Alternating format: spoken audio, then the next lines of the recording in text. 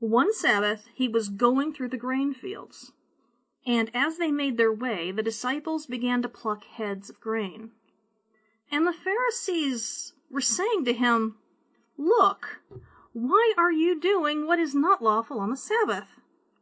And he said to them, "Have you never read what David did when he was in need and was hungry, he and those who were with him?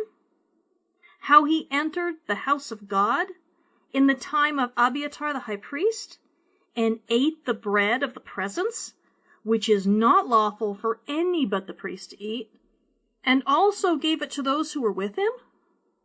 And he said to them, "The Sabbath was made for man, not man for the Sabbath.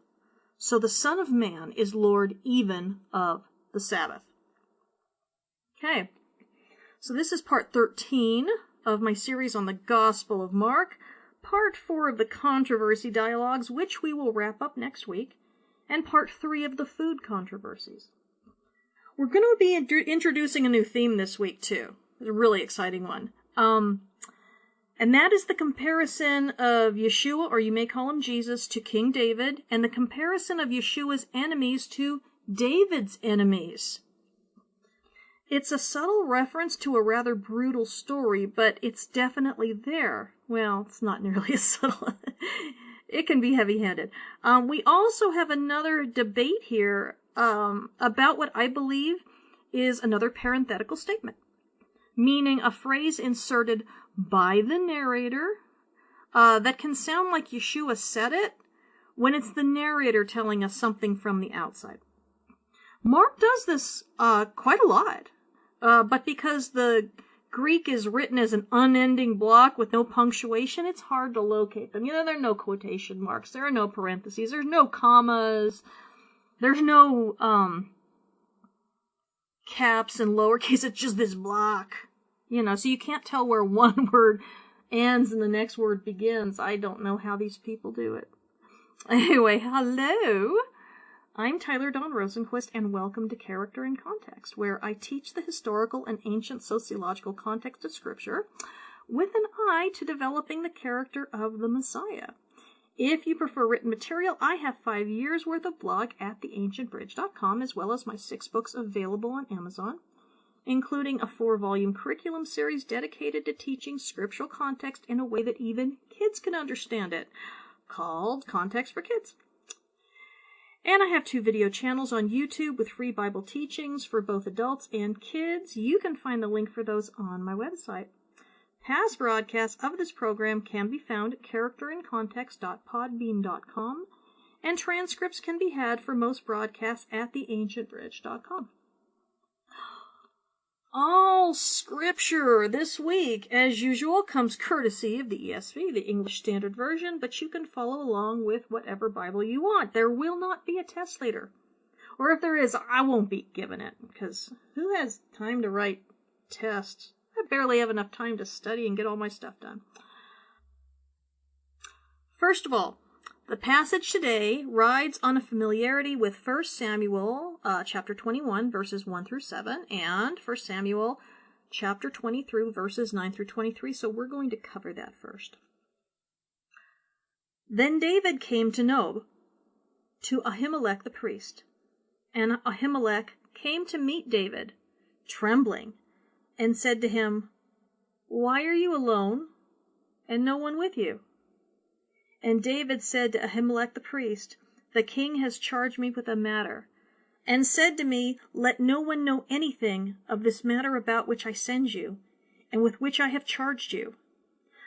I have made an appointment with a young man for such and such a place. Now then, what do you have on hand? Give me 5 loaves of bread, or whatever's here." And the priest answered David, "I have no common bread on hand, but there is holy bread, if the young men have kept themselves from women." And David answered the priest, "Truly women have been kept from us as always when I go on an expedition. The vessels of the young men are holy, even when it is an ordinary journey. How much more today will their vessels be holy?" So the priest gave him the holy bread, for there was no bread here but the bread of the presence, which is removed from before the Lord, to be replaced by hot bread on the day it was taken away. Note here, that's the Sabbath when it was remade and replaced. Now, a certain man of the servants of Saul was there that day, detained before the Lord. His name was Doeg the Edomite, the chief of Saul's herdsmen. Excuse me. All right. Then we get a break here. Go to the next chapter. Then answered Doeg the Edomite, who stood by the servants of Saul, I saw the son of Jesse coming to Nob, to Ahimelech, the son of Ahitub. And he inquired of the Lord for him, and gave him provisions, and gave him the sword of Goliath the Philistine. Then the king summoned Ahimelech the priest, the son of Ahitub, and all of his father's house, the priests who were at Nob, and all of them came to the king. And Saul said, Hear now, son of Ahitub. And he answered, Here I am, my lord. And Saul said to him, Why have you conspired against me, you and the son of Jesse, in that you have given him bread and a sword, and have inquired of God for him, so that he has risen against me, to lie in wait, as at this day? Then Ahimelech answered the king, And who among all your servants is so faithful as David, who is the king's son-in-law, and captain over your bodyguard, and honored in your house? Is today the first time I've inquired of God for him? No. Let not the king impute anything to his servant, or to all the house of my father, for your servant has known nothing of all this, much or little. And the king said, You shall surely die, Ahimelech, and you and all your father's house. And the king said to the guard who stood by him, Turn and kill the priests of the Lord, because their hand also is with David. And they knew that he fled and did not disclose it to me. But the servants of the king would not put out their hand to strike the priests of the Lord. Then the king said to Doeg, who was an Edomite, You turn and strike the priests. And Doeg the Edomite turned and struck down the priests, and killed on that day 85 persons who wore the linen ephod. And Nob, the city of priests, he put to the sword. Both man and woman, child and infant, ox, donkey, and sheep he put to the sword. But one of the sons of Ahimelech, the son of Ahitub, named Abiathar, escaped and fled after David. Man, this is one of the most tragic and crazy accounts in Scripture, in my opinion.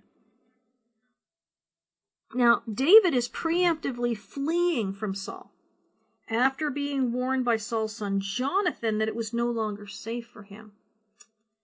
The king means to murder him. David escapes to Nob, where the tabernacle was in those days. And he asked the priest for 5 loaves of bread for himself and his men. Now, the only thing the high priest has on hand is the lechem hapanim, the bread of the presence that only priests were permitted to eat. That's the 12 loaves that were on display in the holy place for a week before being replaced by new loaves.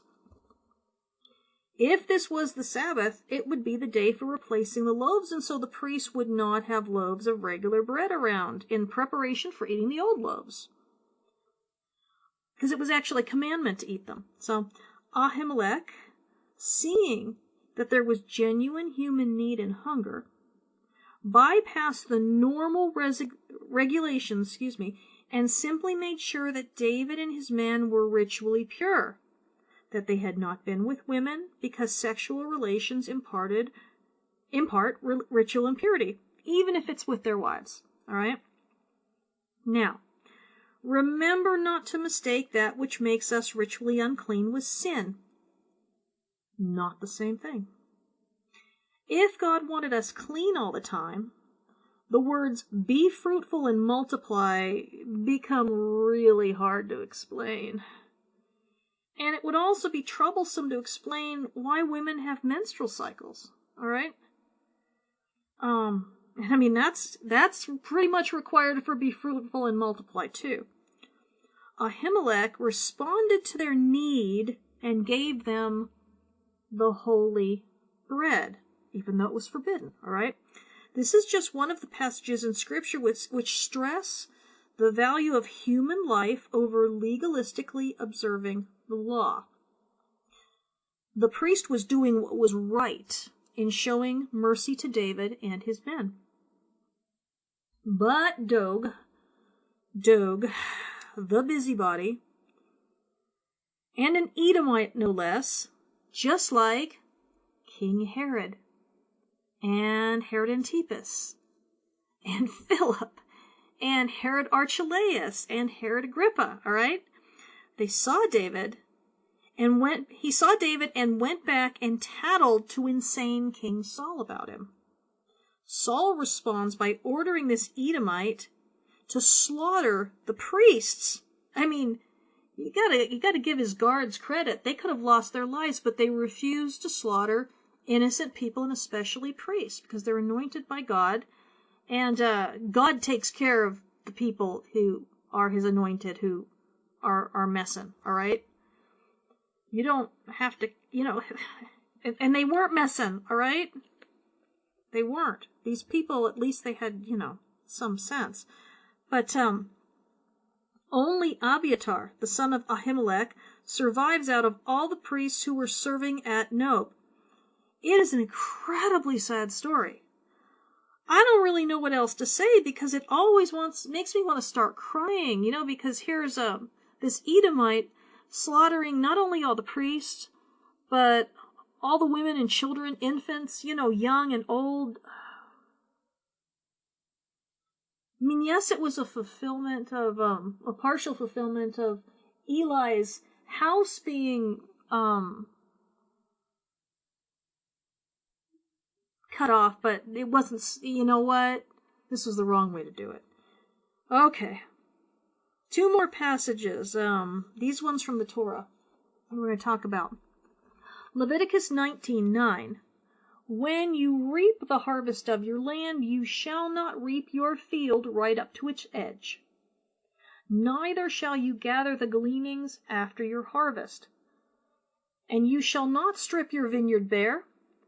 Neither shall you gather the fallen grapes from your vineyard. You shall leave them for the poor and the sojourner. I am the Lord your God. Deuteronomy 24, verses 19 through 21.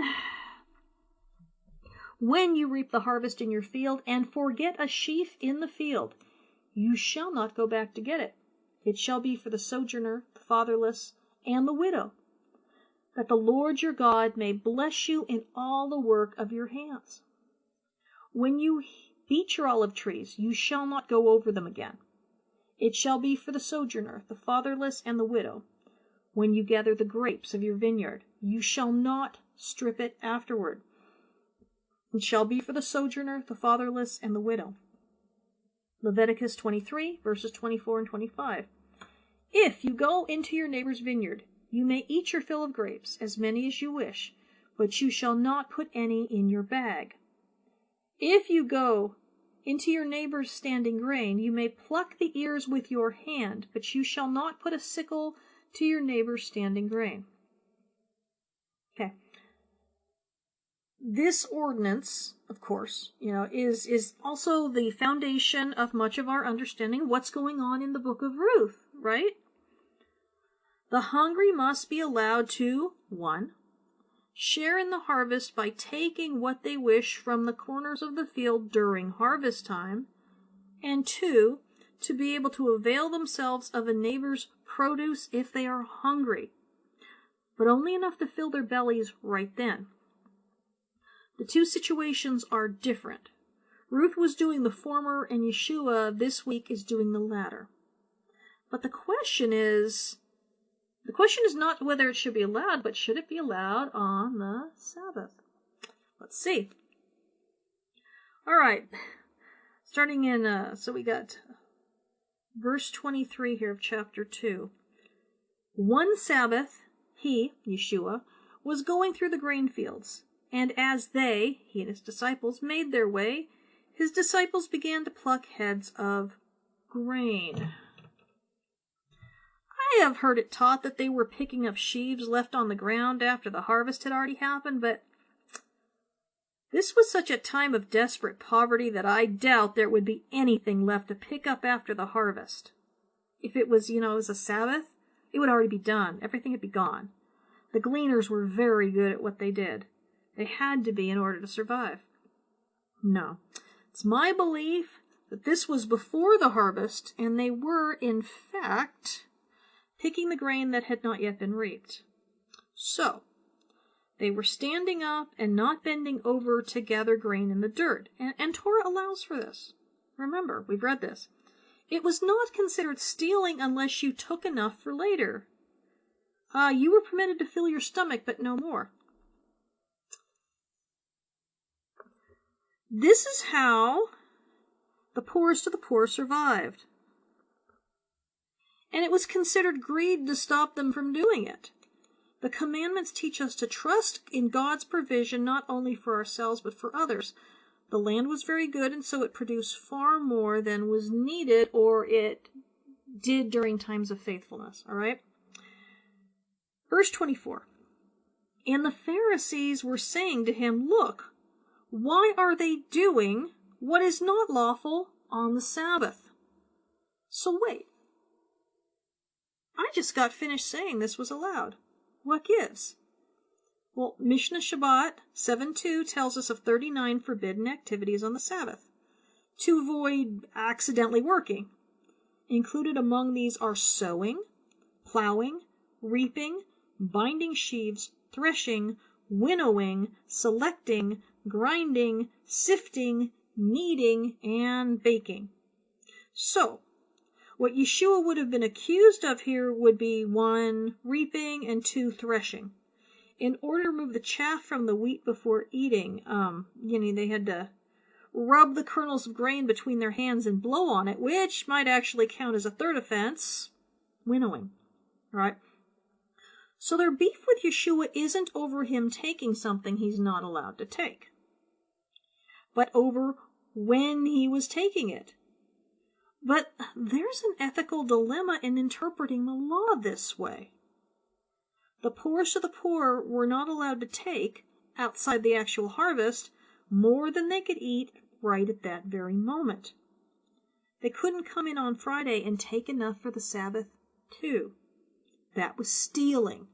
So, if they obeyed the Pharisaic interpretation that would have forbidden them to come back and eat a meal in their neighbor's field, then they're fasting on the Sabbath, which was also frowned upon by the Pharisees, because it's supposed to be a day of rest and joy, looking backward to the provision of creation, to their freedom from slavery, and looking forward to the messianic banquet to come. But think about it. What were the very poor to do if they were forbidden to gather enough on Friday? Well, they would have to go hungry on the weekly feast day. Surely this could not have been God's intention or a way of honoring God's abundance. None of the Pharisees were poor people. Poor people can't spend time in legal debates, and they don't have the luxury of being nitpicky. Such things are for people with both time and who do not suffer lack. So in plucking heads of grain on the Sabbath, Yeshua is placing need over a legalistic interpretation of the law. As the Torah repeatedly commands us to care for the poor, widowed, orphan, oppressed, and foreigner, those are the weightier matters. Matters meaning that other things can slide when need be to meet their needs. And I have to say, Judaism agrees with this. All right? Remember, those guys in the first century were messed up. It's called Pikuah Nefesh, saving lives. You violate commandments in order to save lives. All right? Anyway, verse 25 and 26 here. And he said to them, Have you never read what David did when he was in need and was hungry, he and those who were with him? How he entered the house of God in the time of Abiathar the high priest and ate the bread of the presence, which is not lawful for any but the priest to eat, and also gave it to those who were with him? Okay, so this is why we read those passages from 1 Samuel. Now the Jews were hoping for another David. Duh. Aren't we all longing for the return of the Davidic kingship, right? For God to restore the monarchy and righteousness. And so David is the example used here to justify his decision to place Leviticus 23, verses 24 and 25 over Leviticus 19, 9 through 10, and Deuteronomy 24, verses 19 through 21. David, Yeshua says, was in need. He was hungry. He and his men with him needed food. They were on the run from the king. Just like Yeshua had once been when Herod the Great wanted him dead, but I'm not going. I don't think he's going there right now. It's just an observation, okay? I don't want to read anything more into this than's obviously there. David went to the tabernacle in Nob, where the high priest gave him 5 loaves of the bread of the presence, and which only priests were allowed to eat. Again, Leviticus 24:9, and it shall be for Aaron and his sons, and they shall eat it in a holy place, since it is for him a most holy portion out of the Lord's food offering, a perpetual due. So it's pretty clear this wasn't bread that they could give to the wealthy or powerful. It couldn't be had for price. It was only for priests. It was set aside for them by God himself as an everlasting provision. David was not only not a priest, but he was also descended from a Moabite, Ruth. And not only that, he was also descended from Rahab, a Canaanite. I mean, he was from the tribe of Judah, not Levi, and his men go unnamed. This bread was not given to them. I mean, what if one of his people was Uriah the Hittite at this point, huh? We just don't know. This bread was not given to them, but to the priest. And the high priest chose to take the bread that belonged to himself and his brothers and sons in order to show mercy and love to David and his men. Right.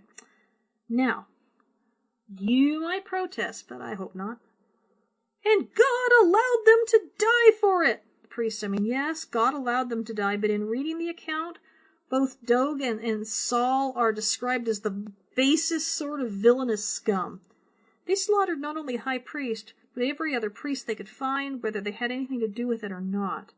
Saul wasn't doing God's work here. He was crazed with jealousy and paranoia that would eventually lead to his consulting with a necromancer and the death of himself and his son. No, Saul was a wicked man, and Doeg was a collaborator against the priest of Yahweh. Only Abiathar, named in this verse, survived, which brings us to a pickle. Don't get me wrong, I like pickles, okay? But this is one of those situations in the Bible that leaves us scratching our heads and having a bunch of theories, but not knowing for sure which, if any, is the right answer. You know, isn't it great how limited we are and we just don't know anything? And here, I want to point out something really quick. I forgot to mention, Yeshua just flat out compared the Pharisees who are questioning him to Saul and Doeg. He did, and it won't be the last time either, because you're going to do it again next week. Oh yeah, he went there. So anyway, back to the debate. So here, Yeshua is recorded as saying this was the time of Abiathar the high priest. But we read the passage, and the high priest was Abiathar's father, Ahimelech. Dun dun dun. What are we going to do? We'll be back in a few minutes to find out.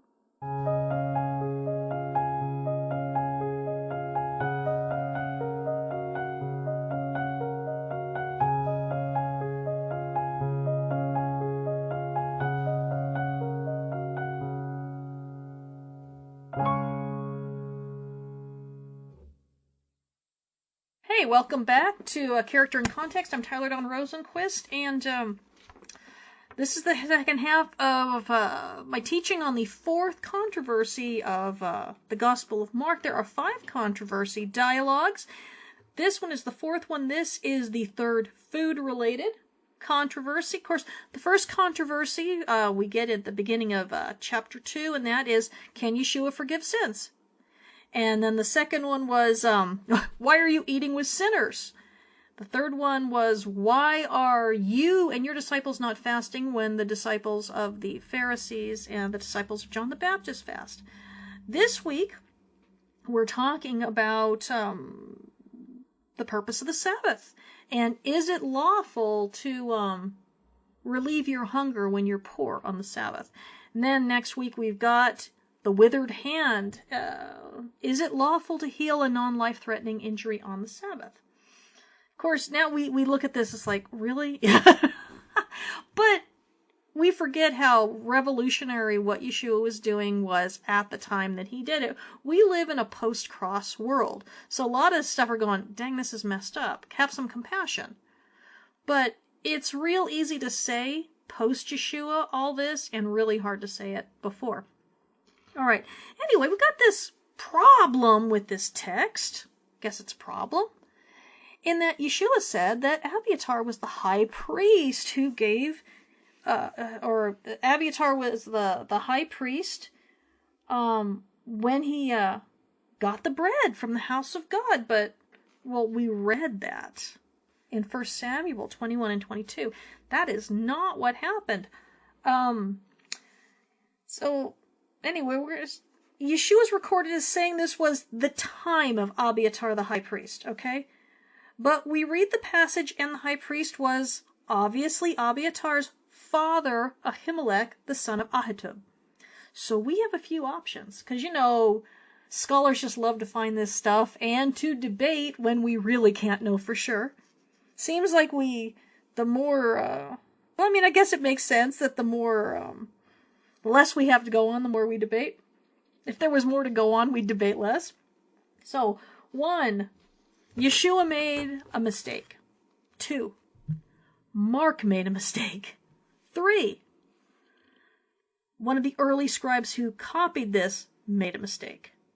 4, Abiathar, being more famous as the high priest under David, is named because although he was not high priest during the time, this incident did happen during his lifetime. Ahimelech was the great-grandson of Eli, the high priest whose priestly line was prophesied to destruction by the child prophet Samuel. Of course, Ahimelech's grandfather Phinehas was a terrible excuse for a human being, who even had sexual relations with women who showed up at the tent of meeting. Hophni, his brother, did the same thing. And they disrespected the sacrifices, and both brothers were killed by the Philistines when the ark was captured, and Eli had a heart attack and died when he heard about it. This left Ahitub as high priest, and he was succeeded by Ahimelech. Abiathar came high priest under King David, but was deposed when he betrayed David's wishes by backing Adonijah instead of Solomon to be David's successor, and the new high priestly line was ordained to be through the descendants of Zadok, who was faithful to David's family. So, lots of drama here. Abiathar was a well-known name. Ahimelech only shows up in this one tragic account.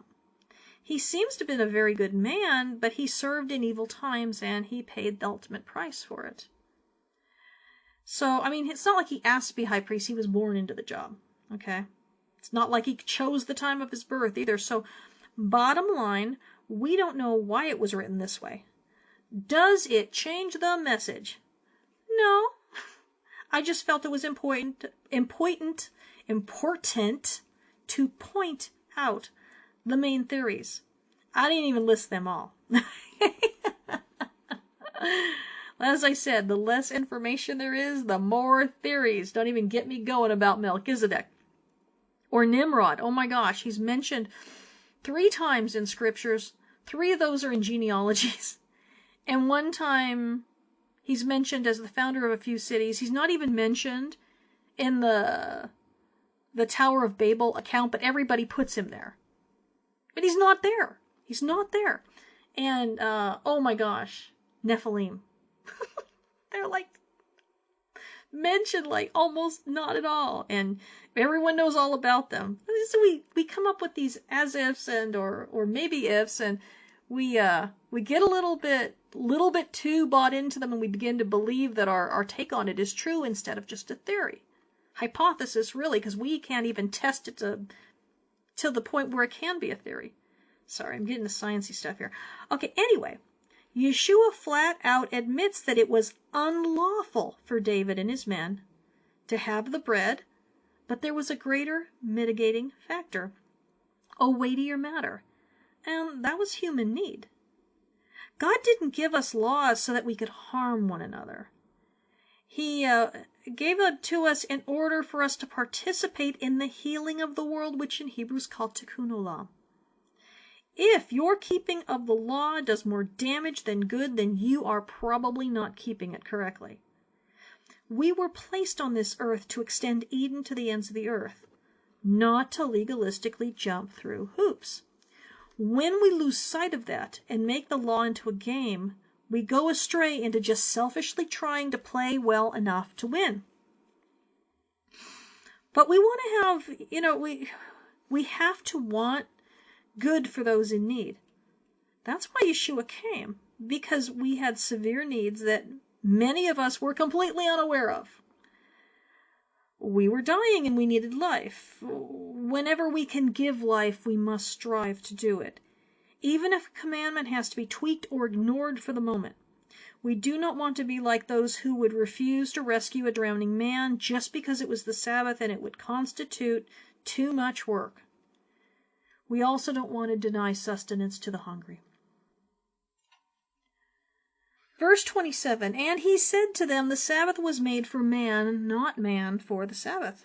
And this is just one of those gorgeous boom, mic drop moments. It's like, you guys have no clue why the Sabbath even exists if you would deny food, to the poor on this day. Why don't you think about what could have happened instead? But the Pharisees saw them picking grain and said, no, my friends, do not exert yourselves. Come and be my guests today. No, that didn't happen. They saw hungry people meeting their needs as allowed by Torah and nitpicked them. Dang. They were treating Yeshua and his 5 disciples at this point like they should be more concerned about the interpretation of Sabbath laws than about partaking in the very creation and freedom and prosperity that the Sabbath was meant to be a celebration of. It was given to them so they could rest from their exhausting lives, not so they could go hungry because of a technicality. The Sabbath is for man's benefit. It serves us. It takes care of our needs, not the other way around. It is not a hoop to jump through for the sake of religion, but a gift from God to be availed of and enjoyed. If poor people were unable to enjoy this day, then there was a serious problem. Now, all that being said, if you go to Israel in modern times, the poor can be seen outside of the markets on Fridays. Okay, they have a box. People doing their Sabbath preparation shopping will buy extra supplies. An extra chicken. I tell you, there's nothing more dangerous to be in this world than a chicken in Israel. And everybody, if you know it's true, right? Okay. So they might buy an extra chicken, extra bread, extra wine, candles, whatever, so that no one goes hungry on the Sabbath, so that every family can celebrate. It's just this beautiful expression of tikkun olam, repairing the world. I mean, the Talmud tells us that the first century Jews were hateful without cause. No one makes any excuses for it or denies it. A lot of what Yeshua was protesting is no longer the case. Okay? There are now measures in place to make sure the Sabbath can be enjoyed by all, or at least in some communities, okay? I mean, I don't know every single community. I don't. But we have to make sure that we aren't doing the same thing on the Sabbath. We can never allow it to supersede human needs or to perpetuate suffering. If we do that, then we are violating the very reason for the Sabbath, and we will have replaced a worship of God with a worship of our own legal traditions and doctrines, trying to stay in our safe zone so that, instead of just going out on a limb and trusting God to meet the needs of others. Now, to quote Rabbi Simeon ben Manasseh, who wrote this in about 180 of the Common Era, the Sabbath is delivered over for your sake, but you are not delivered over for the Sabbath. In other words, what Yeshua is saying here is not outside the boundaries of Judaism. Rabbi Simeon here is saying the exact same thing. It's a very Jewish way of looking at the Sabbath, but these guys here had lost sight of that, and if they weren't seeing the hunger, but only the transgression of their interpretation. And, we, all of us, always have to be very clear about the difference between the laws and our private interpretations of them. They are most certainly not the same thing. Moving on. We have here what I believe to be a narrator's remark, and not from the mouth of Yeshua, and I will tell you why. Verse 28, so the Son of Man is Lord even of the Sabbath. All right. So you know by now that the Greek texts of Scripture were written like a giant block. No punctuation, no caps at the beginnings of sentences, no parentheses, no commas. I really admire the translators. I truly do. Oh, my stinking goodness. Okay? Also, no chapters and verses for hundreds of more years. No one ever even formulated chapters until the 10th century, and they weren't widely used until the 13th or 14th, and verses are an even later addition. So it makes all of it very difficult to interpret. I think this last verse here, so the Son of Man is Lord even of the Sabbath, is actually Mark speaking to the reader or hearer. I say this, and a lot of actual scholars, of which I'm not one, I just study what the scholars write, they say this as well, because this is the second time the phrase Son of Man is used, but in almost every other case, with the notable exception of as his trial, Yeshua only calls himself this to his inner circle and not in front of the general public. So it would be odd if he were doing it here. But for Mark to be referring to him this way, to me, makes a lot more sense. I think Yeshua had his mic drop moment back when he said the Sabbath was made for man, not man for the Sabbath. And that was that. The Son of Man comment, I believe, was for our benefit.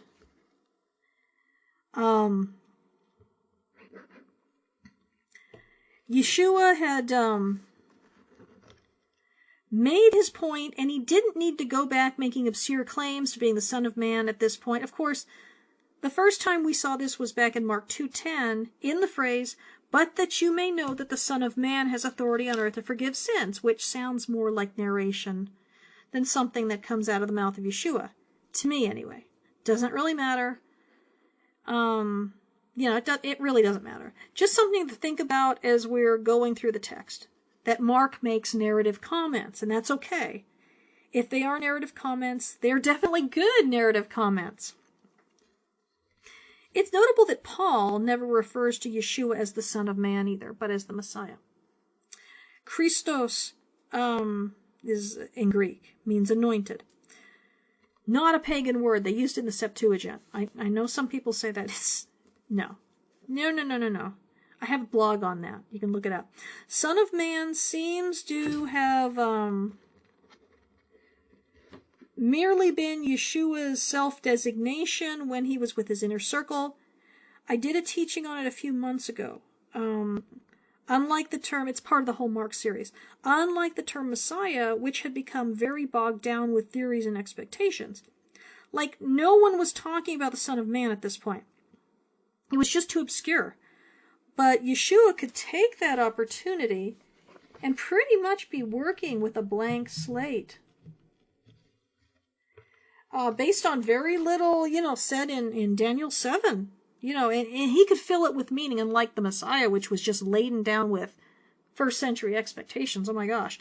But what Mark is saying in this little parenthetical remark, I hate that word, I use it a lot, but I hate it, is fairly clear, I think, in that Yeshua is the one who sees what the real issues are and has the authority to make final determinations on what is and what is not allowed on the Sabbath, and for what reason. Last week, we talked about the parable of the bridegroom, the torn cloak and the wineskins, and we will continue with that line of thought this week. But really, all the controversies involve Yeshua being bigger than black and white, cut and dried rules. He sees what's really going on, and like Solomon, makes rulings that make sense, are compassionate, and reveal truth in ways that hard and fast rules never could. So, as always, with Yeshua, the question isn't what is legal, but instead what is right. What reveals the heart of God towards man? What heals, what delivers, what meets needs, what restores people and communities? What is merciful? And what is well-meaning oppression? Because when we look at the law without looking at people, we get oppressive. We do. We serve dry concepts instead of serving God and our neighbor. And it's so easy to do. Now, I love to tell this story. And it's a bit irreverent, so hang in with me a little bit here. When people tell me they would never work on the Sabbath under any circumstances, I tell them my own little parable. Okay, hang on to your hats. A family is on their way to Sabbath services. They love the Sabbath. They love their fellowship. They love the worship time and the children's program. They got up, got dressed up, ate breakfast that was pre-prepared the day before, piled into the car and were singing These Are the Days of Elijah, along with Paul Wilbur on the CD player. Yeah, I like that song. Okay. Oh my goodness. What do they see along the side of the road but a family with a flat tire? It's July in Texas. And even though it's only 10 a.m., it's already getting really hot. What to do? They pull over, roll down their windows and say, "We're praying for you guys, but it's the Sabbath, so we can't help you out. God bless." As they drive away, the stranded family is left growling bitterly while watching a Jesus fish and the Got Yeshua bumper sticker fade into the distance.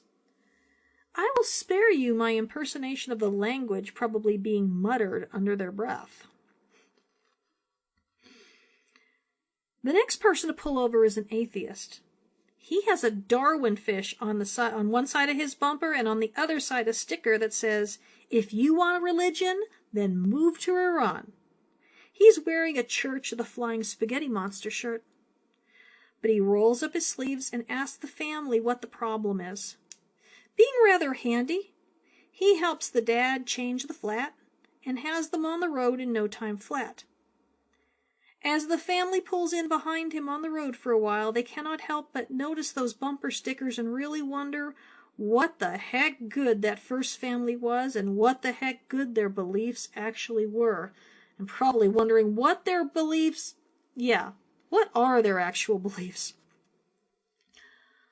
Let's contrast this with what we would, hopefully, all agree should have happened. The family on the road was struggling with the tire. The husband had been injured in a recent work-related accident and was on disability. The last thing they wanted was have to call for a service. But he had a busted arm and his wife was doing all that she could just to keep the children from jumping out of the car with the dog. It was only 10 a.m., but it was already in the high 80s and aiming to be a very long day. But then what do they hear? The first thing was music.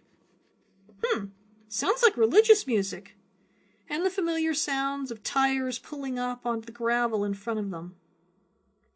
They see the bumper sticker and the gleaming fish. The dad hops out of the car, removes his suit jacket, rolls up his white sleeves, and helps the dad get the tire back on.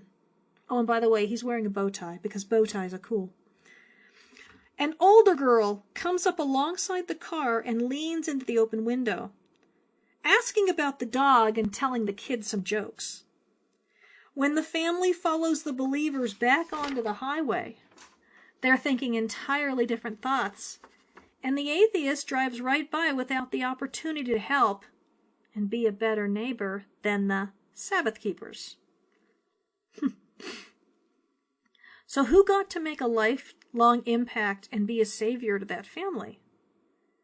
The people looking out for themselves by not, quote-unquote, violating the Sabbath, and in doing that, violated the core tenets of the Sabbath, or the people who, with gladness, violated the Sabbath for the sake of people.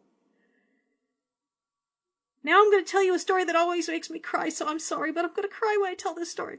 Okay, this is a true story. This isn't my little irreverent parable. This is true. Oh my gosh, and I'm going to try, I looked for it online. I looked for it in the news. I tried to type in, because I remember when this happened, and how profoundly it impacted me.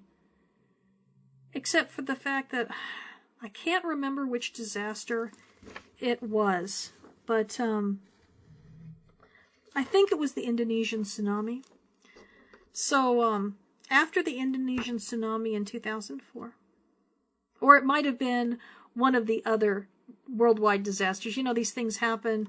You know, the nuclear disaster in Japan, just, you know, earthquakes all around the world, and a team of oh, here I go. See, I can't even think about it without crying. A team of Israeli medical personnel arrived to help the survivors. Now, Indonesia's a largely Muslim country. When they saw that the doctors and nurses were Jews, they asked, "But isn't it the Sabbath?" To which these Israelis responded, "For your sake, we desecrate the Sabbath with pride." Oh, man. You know, it was like Yeshua spoke it himself through these people. Seriously. It's the same kind of thing he would say, and he's going to get the chance to say something very similar in certainly less harrowing circumstances when we talk about the withered hand on the Sabbath in the synagogue next week. You know, we